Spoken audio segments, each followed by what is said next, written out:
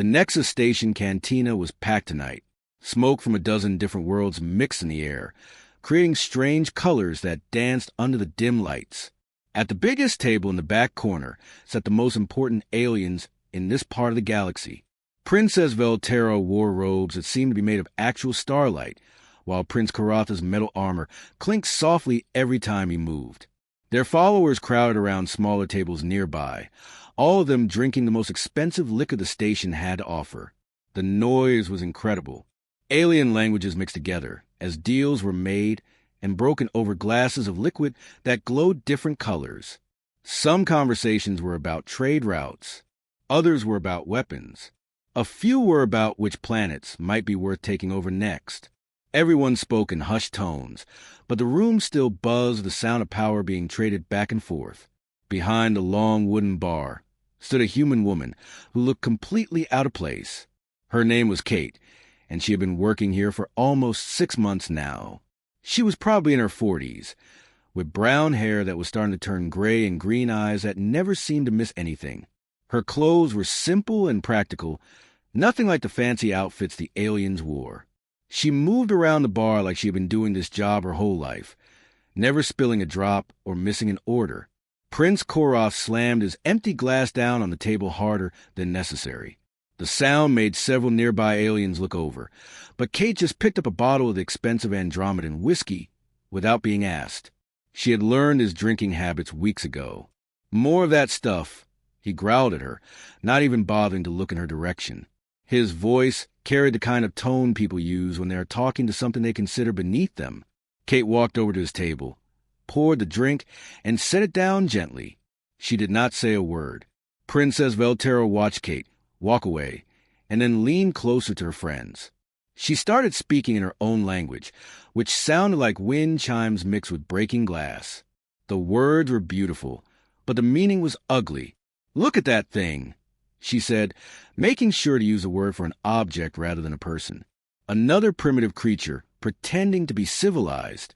I still cannot believe these humans managed to build spaceships and leave their little dirt-balled planet.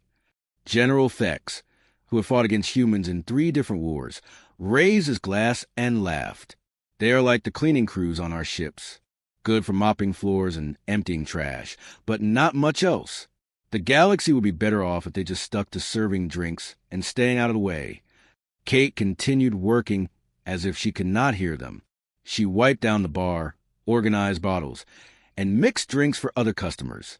Her movements were smooth and practiced. She had clearly been doing this kind of work for a long time, but if someone looked closely, they might notice that her ears were always pointed toward the important conversations happening around the room. The insults kept coming. Prince Koroth switched to his own language and started talking about recent battles. "Did you see the reports from Proxima Centauri? The humans lost 3 entire colonies in less than a week. Their defenses crumbled like paper. Maybe we should move faster with our plans to divide up their remaining territories." He took another drink and smiled cruelly. "I heard their refugees are begging for shelter on neutral stations. Soon they will have nowhere left to run." Princess Velterra nodded eagerly. "My intelligence officers say their military is falling apart. No leadership, no strategy, no hope. It would almost be merciful to put them out of their misery quickly." As she polished a glass, Kate's hand stopped moving for just a tiny moment. It was so brief that nobody noticed, but something had changed in her expression. Her green eyes became a little harder, a little colder. Then she went back to her work as if nothing had happened. The aliens kept drinking and kept talking. They discussed battle plans and territorial divisions like they were deciding what to have for dinner. To them, human lives were just numbers on a report. Human colonies were just resources to be claimed. The woman serving their drinks was just another piece of furniture in the room. But Kate kept listening to every word they said, and she remembered all of it. Hours passed, and the cantina grew more crowded. Kate moved between tables, refilling drinks and clearing empty glasses. The alien nobles were getting louder as the alcohol loosened their tongues. They spoke more freely about military secrets, assuming the human bartender was too stupid to understand what they were discussing. Prince Koroth was explaining his latest battle strategy to a group of younger officers. He spread a small holographic map on the table, showing ship positions near the Vega system. "We will position our main fleet here," he said, pointing to a cluster of blue dots. "The ion cannons will provide covering fire from these coordinates." Kate walked by with a tray of drinks, but she slowed down slightly as she passed their table. Without looking directly at the map, she said quietly, "Those cannons work much better when their firing zones overlap. Creates a crossfire pattern that is harder to escape from." The conversation stopped. General Thex turned around in his chair to look at her directly. His four eyes narrowed as he studied her face. "What did you just say?" Kate looked startled, as if she had not meant to speak out loud. She lowered her head and spoke in the same humble tone she always used. "I am sorry, sir. I did not mean to interrupt. I was just thinking that your plan sounds very smart." She paused and added, "The overlapping fields would definitely work well in that sector." General Thex stared at her for a few more seconds, then turned back to the group. But Kate noticed that he kept glancing over his shoulder at her for the rest of the evening. Later, Princess Velterra was bragging to her companions about the Crystal Empire's growing military strength. She had consumed several glasses of the expensive liquor and was feeling proud of herself. "Our new shipyards are producing vessels faster than ever before," she declared. "Soon we will have the largest fleet in this arm of the galaxy." Kate was cleaning glasses behind the bar, but she could hear every word as she wiped down a crystal wine glass. She looked up and asked in a conversational tone, "Is that the new facility near Rigel? I heard some customers talking about those improved plasma torpedoes being built there. Must be exciting to see new technology in action." The entire table went dead silent. Princess Velterra's glass stopped halfway to her lips. Her advisors looked at each other with expressions of shock and concern. The shipyard near Rigel was one of the most closely guarded secrets in the Crystal Empire. Only a handful of people in the entire galaxy were supposed to know it existed, and none of them were humans. "Where did you hear that?" Princess Velterra asked slowly. Her voice had lost all its earlier warmth and carried a dangerous edge. Kate looked confused, as if she did not understand why everyone was staring at her. "I think some traders mentioned it last week. Or maybe it was the week before. People talk about all sorts of things when they've been drinking." She shrugged and went back to cleaning glasses. "I probably got the details wrong anyway." "Lucky guess," Princess Velterra muttered, but her eyes stayed fixed on Kate for a long time. She made a mental note to have her security team run a background check on the human bartender. As the night continued, Kate kept making small comments that showed she knew things no ordinary person should know.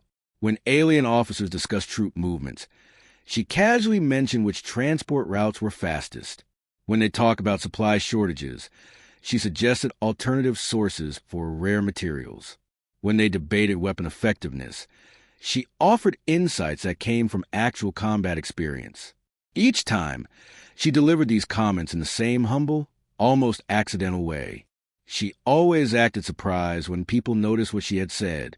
She claimed she was just repeating things she had overheard from other customers. But the aliens were starting to realize that her knowledge went far beyond random gossip. Prince Koroth became suspicious when Kate mentioned specific details about his fleet deployment schedules. These were military secrets that changed every few days and were known only to his most trusted commanders. "How does a human bartender know when our ships are supposed to be at the Centauri checkpoint?" he demanded, standing up from his chair. His armor clanked as he moved, and his hand moved instinctively toward his weapon. Kate looked up from the bottle she was opening, her expression innocent and confused. "You hear all kinds of things working in a place like this," she said with a modest shrug. "Customers talk when they drink. I just listen and serve drinks. That is what bartenders do." But even as she spoke, the aliens around the room were beginning to exchange worried glances. This human woman knew too much about too many classified operations. Her knowledge was too detailed and too accurate to be explained by casual eavesdropping. Something was not right about the quiet bartender named Kate. The cantina's atmosphere changed completely when the door slid open with a soft hiss. A new figure walked in, and immediately every conversation in the room dropped to whispers. Admiral Krex of the Steel Dominion, was a legend among his people, but not the good kind of legend that parents tell their children. His face was covered in scars from a dozen battles, and his left arm had been replaced with a mechanical prosthetic that clicked softly when he moved. He was old for his species, probably close to retirement age, but his eyes were still sharp. Those eyes had seen more combat than most generals see in their entire careers. He had commanded fleets in battles that decided the fate of entire star systems. When Admiral Krex walked into a room, even princes and princesses paid attention. Kate was behind the bar, calling out orders to the automated drink mixing systems. Her voice carried clearly across the room as she coordinated the evening service. 2 Centaurian Alesh to table 7, and get me another bottle of that Rigel wine for the VIP section. Admiral Krex stopped walking. His scarred face went white as if he had seen a ghost. His mechanical arm froze in mid-motion, and for several seconds he just stood there staring at Kate with an expression of pure shock. "That voice," he whispered to himself. His words were so quiet that only the people closest to him could hear. Then his eyes went wide, and all the color drained from his face. No, it cannot be possible. Prince Koroth noticed the old admiral's strange behavior and turned to see what was wrong. Admiral Krex was one of the most decorated military commanders in the Steel Dominion. Nothing should be able to shake him like this. "What is wrong with you, Admiral?" Prince Koroth asked with growing impatience. "You look like you've seen a dead person walking." Admiral Krex raised his good arm and pointed directly at Kate with a trembling finger. When he spoke, his voice carried across the entire cantina. Every conversation stopped. Every eye turned to look where he was pointing. "That woman," he said, his voice shaking with a mixture of fear and disbelief. "That is Admiral Kate Mitchell, the ghost of the void." The reaction was immediate and explosive. Glasses dropped and shattered on the floor. Chairs scraped against metal as aliens jumped to their feet. Conversations erupted in a dozen different languages as the news spread through the room like wildfire. Some aliens backed toward the exits. Others reached for weapons that were not there, having been checked at the door. Every single alien in that cantina knew the name Admiral Kate Mitchell. She was a human commander who had humiliated their finest military minds in battle after battle. She was a strategic genius who had turned impossible defeats into stunning victories. She was a reason why 3 different alien empires had been forced to sign peace treaties when they should have been celebrating conquest. The Ghost of the Void was what enemy soldiers called her, because her fleets seemed to appear from nowhere and disappear just as quickly. She had developed new tactics that no alien commander could predict or counter. Her strategies were studied in military academies across the galaxy, but nobody could figure out how to beat them. Kate looked up from the glass she was cleaning. Her green eyes swept across the room, taking in all the shocked faces and fearful expressions. There was no surprise in her expression, no panic, no attempt to deny what Admiral Krex had said. Instead, she simply nodded once and spoke in the same calm voice she had been using all evening. "Admiral Mitchell will be fine, thank you," she said politely. "Though I suppose the secret is out now. Princess Velterra's elaborate headdress, which was made from crystallized starlight and worth more than most planets, began to shake as the full horror of the situation hit her. They had spent months coming to this cantina. They had discussed classified military information. They had insulted humans and made jokes about their defeats. And the entire time, the most dangerous human military commander in the galaxy had been standing behind the bar, listening to every word they said. General Thex, who had called humans cosmic janitors just hours earlier, felt his stomach drop. His breathing became shallow as he realized what had happened. "You have been listening to everything," he said, his voice barely above a whisper. Kate set down the glass and the cleaning cloth. She straightened up to her full height, and suddenly she did not look like a humble bartender anymore. Her posture changed. Her expression became more focused. The way she held herself was different, like a predator that had been pretending to be harmless prey. "For 6 months," she confirmed. Her voice was still calm, but now it carried the authority of someone who was used to commanding entire fleets. "Every conversation, every secret, every plan you thought was so clever." The cantina fell into complete silence. Even the automated systems seemed to sense the tension and stopped their usual humming. Nobody moved. Nobody spoke. They all just stared at the woman who had been serving them drinks, while they unknowingly revealed their deepest military secrets to their greatest enemy. Admiral Krex was the first to find his voice again. "Why?" he asked simply. Kate smiled, but it was not the friendly smile of a bartender. It was a smile of someone who had just won a game that nobody else knew they were playing. Kate set down the cleaning cloth she had been holding and stepped out from behind a long wooden bar. The moment her feet touched the floor on the customer's side, everything about her changed. Her shoulders straightened. Her head came up. The way she walked was different, more purposeful. It was like watching a completely different person emerge from inside the humble bartender they thought they knew. "Princess Velterra," Kate said, her voice now carrying the crisp authority of a military commander. "Your hidden fleet at Arcturus consists of exactly 47 Dreadnought-class battleships and 203 support vessels. The flagship is called the Crystal Blade, and it has that new shield technology your scientists have been working on." Princess Velterra's mouth fell open. The fleet at Arcturus was her personal project, known only to her most trusted advisors. The exact ship count changed weekly as new vessels came online. Even her own father, the Crystal Emperor, did not know the precise numbers. Kate turned to Prince Koroth without pausing. "Your secret alliance with the Void Reapers includes shared technology transfer schedule for next Tuesday at coordinates 47.2 by 18.9 in the neutral zone. You are trading your new plasma shield generators for their cloaking device specifications." Prince Korotha's metal armor made scraping sounds as he tried to stand up, but his legs would not support him. The Void Reaper Alliance was the most classified operation in Steel Dominion history. If word got out, it would start a war with half the galaxy. "General Thex," Kate continued, her tone becoming almost conversational. "Your youngest son, Daniel, is doing very well at the military academy on Kepler Prime. He is in his 3rd year, studying advanced tactics. Lovely boy, by the way. He wrote a paper on defensive formations that was quite impressive." General Thex made a choking sound. His son's location was supposed to be a state secret. The boy had been placed at the academy under a false identity to protect him from his father's enemies. Nobody should know where he was, especially not humans. Kate's green eyes found Admiral Krex across the room.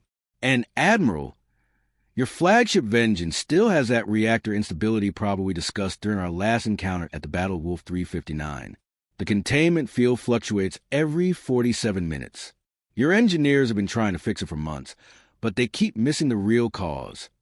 Admiral Krex grabbed the back of a chair to keep himself upright. The reactor problem was known only to his chief engineer and himself. They had not even reported it to Fleet Command, because admitting the weakness might get him removed from active duty. Each piece of information hit the aliens like a physical punch. These were not things that could be overheard in casual conversation. These were secrets that were supposed to be locked away in the most secure databases of their respective governments. Yet this human woman was reciting them as easily as reading from a shopping list. "This entire cantina has been my operation for the past 6 months. Kate explained, her voice remaining calm and professional. "Every drink I've served, every insult I've endured, every secret you have spilled in my presence, all of it has been recorded, analyzed, and transmitted directly to Human Intelligence Command." She gestured around the room with one hand. "The listening devices are built into the furniture. The cameras are hidden in the decorative lighting. Even the alcohol has been specially formulated to make you more talkative than usual." Prince Koroth finally managed to get to his feet. His face was red with anger and embarrassment. He reached for the plasma pistol he always carried on his belt, but his hand closed on empty air. He looked down in confusion and saw that his holster was completely empty. Kate held up a small silver weapon, dangling it from 2 fingers like it was a piece of trash she had found on the floor. "Looking for this?" she asked pleasantly.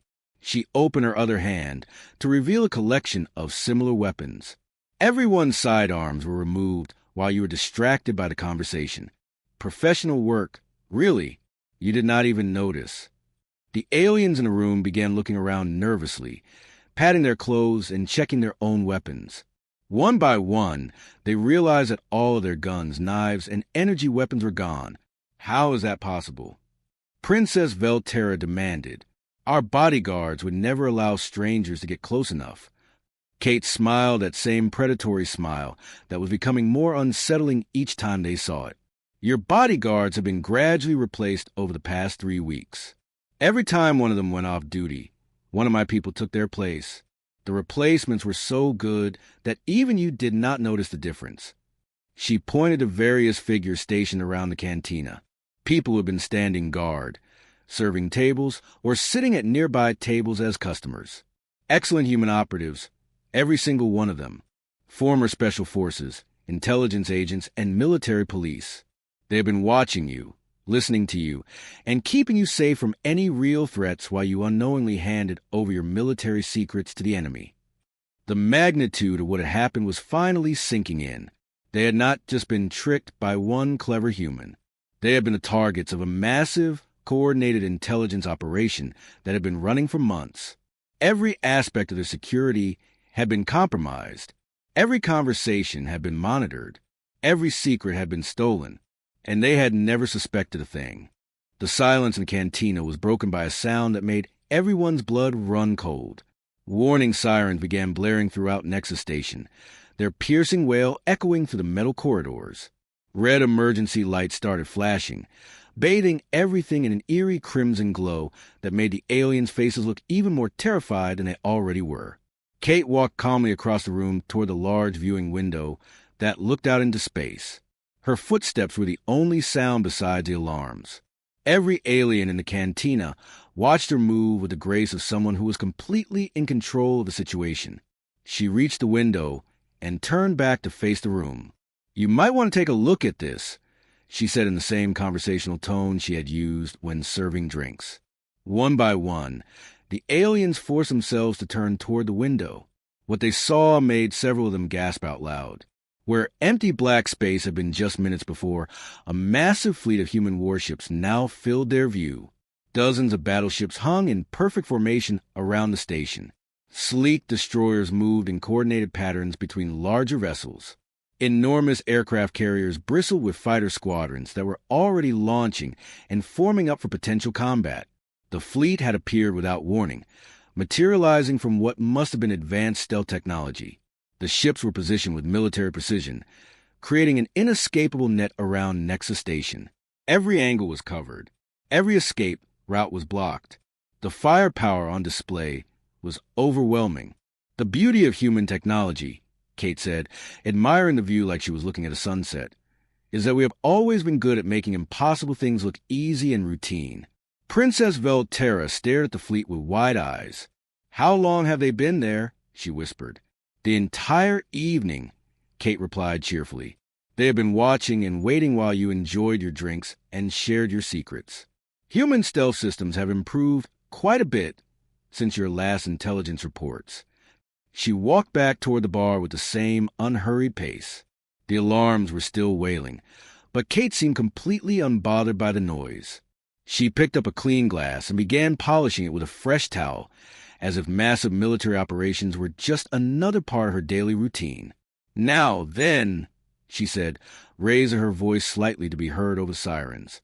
"You gentlemen and ladies have 2 choices available to you." The aliens waited in terrified silence for her to continue. "Choice number 1, Kate said, holding up a single finger while she polished a glass. "We can begin genuine peace negotiations right here, right now. Full recognition of human territorial rights, sovereignty over our existing colonies, and equal treatment in all future galactic affairs. No more talk about partition plans or cosmic janitors." She paused and gestured toward the window with her free hand. "Choice number 2 involves my fleet demonstrating just how much our military capabilities have improved since your last encounters with human forces." The threat was clear, but Kate delivered it in such a calm, pleasant manner that it was somehow even more frightening than if she had been shouting. Prince Koroth tried to salvage some dignity from the situation. "You cannot threaten the royal families of 3 major empires. Our governments will never negotiate under these conditions." Kate looked at him with genuine surprise. "Threaten you? Prince Koroth, I have just spent 6 months documenting your military capabilities, strategic weaknesses, and classified operations. Your governments are going to be very interested to learn how much sensitive information their royal representatives have been sharing in public places. The implication hit home immediately. Not only were they trapped by superior military force, but their own careers and possibly their lives were now in danger from their own people.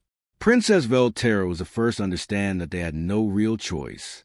Her voice was small and defeated when she spoke. What exactly are your terms for these negotiations? Kate's smile transformed completely.